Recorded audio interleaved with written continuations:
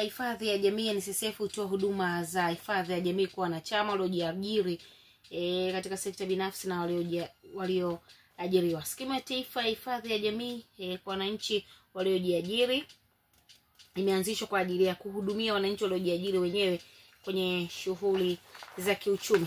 Lakini je, madhumuni ya kuanzisha skimu hii ni nini? Kwa yule msikilizaji ambaye ananisikiliza, ni kuongeza wigo wa hifadhi ya jamii kwa makundi ambayo hayanufaiki na huduma ingawa wanashiriki kamilifu, lakini kusaidia juhudi za serikali za kupunguza umaskini wa kipato kwa wananchi. Lakini warengo wa skimu ni mwananchi yote aliyejiajiri kama kilimo, ufugaji, uvuvi, uchimbaji mdogo wa madini, sanaa mbalimbali, bodaboda, machinga, biashara nyingine ndogo ndogo ikiwemo wasusi, wachuuzi masokoni, mamalishe pamoja na babalishe. Lakini na walengo wengine ni pamoja na makundi yanayofanya kazi kwa kipindi maalum. Lakini sifa za kujiunga ni zipi kwa wewe ambaye unanisikiliza?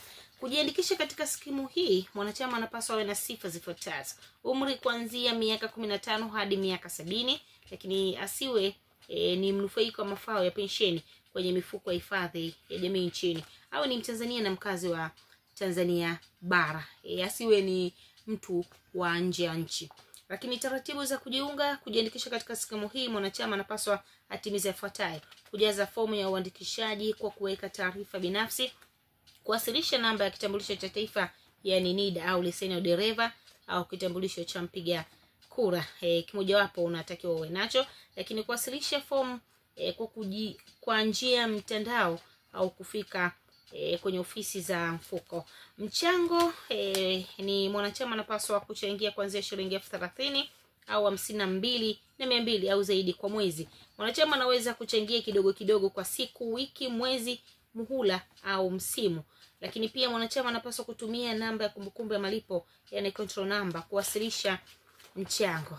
Lakini kitu kingine, njia ya uchangiaji katika hifadhi jamii kwa wote: simu ya kiganjani kupitia mtandao wa simu, arafa USSD yani *152*00 lakini pia kupitia benki au wakala wa benki.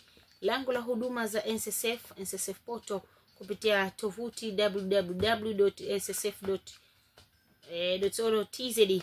Mafao, skimu hii ina mafao yafuatayo: mafao ya pensheni ya uzee, mafao ya urithi, mafao ya ulemavu, mafao ya uzazi, mafao ya matibabu, mafao ya kujitoa, kuchukua sehemu ya michango kwa kuchukua michango yote, na mafao ya msaada wa mazishi.